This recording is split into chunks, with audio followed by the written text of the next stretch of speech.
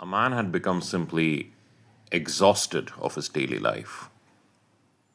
The pressures of the job, the responsibilities of family life. He was, in fact, just broken by it all.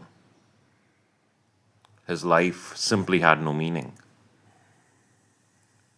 In his desperation, he went looking for answers to a Zen master. Now, this Zen master was known far and wide for his wisdom, but he actually spoke very little and only when needed. The man went to the monastery, sought out the Zen master, and just bared it all before him.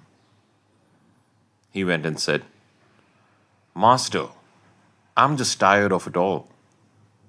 The meaninglessness of what I call my life. Though it doesn't even feel like me anymore. This whole thing.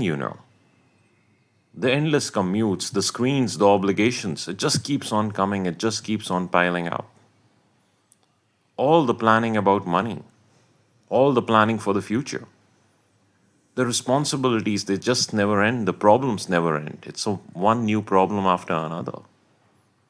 It's an endless stretch with absolutely no break in the gray. Now the Zen master was pouring himself some tea. He didn't even look up and replied to the student. Life is like seasons. Each season has a different color. You exhaust yourself seeking a color different from what already is. But do remember, seasons come and go. The answer somehow touched a raw nerve. The man just grew more irritated, more anxious. He said, Master, you just don't understand the real world. You sit here in the quiet in a monastery. But me, I have a family to support. I have numbers to hit, bosses to please. I'm just trying to survive the grind, to hit that final target, so I can finally pack up, leave the noise of the city, and move somewhere quiet near the nature. But until then, it is just a sequence of days, bleeding one into another. Dull, monotonous, soul sucking. It hollows you out. How do I just accept the sheer repetition of it all? The master replied very calmly. Before enlightenment, chop wood, carry water. After enlightenment, chop wood, carry water. The sequence does not change. City or forest, problems will always come. You cannot run away from your problems, but you can certainly change your attitude towards them. The man replied, But that's not all. It's the slow, gradual inevitability of it all. That's what actually crushes you.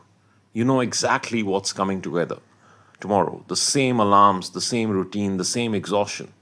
And there is nothing, absolutely nothing, that I can actually do about it. The master finally smiled. Nothing you can do? Listen to the freedom in your words. Now the man was shocked. This was just getting too much. Freedom? I'm suffocating. I'm just sitting here watching my life happen on a loop. You call this freedom? I just want to fast forward to the end of my life. I just want it to be over so that maybe I can finally have some peace then. The Zen master took pity on the man. He looked up, smiled, and said, Freedom does not come about from being able to do whatever you want. True freedom comes from letting go. True freedom comes from letting go of your need to control tomorrow. Let go of your resistance to today that already is. The man finally calmed down. Almost weeping, he said, Master, I just want to reach a stage where I can find some peace. That's it. Will you help me?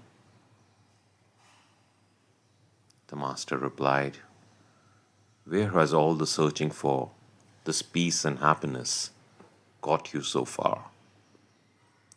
The peace you seek already lies within you. The happiness you seek is already here. You search for them in the outside world. You try to create conditions conducive for this peace and happiness.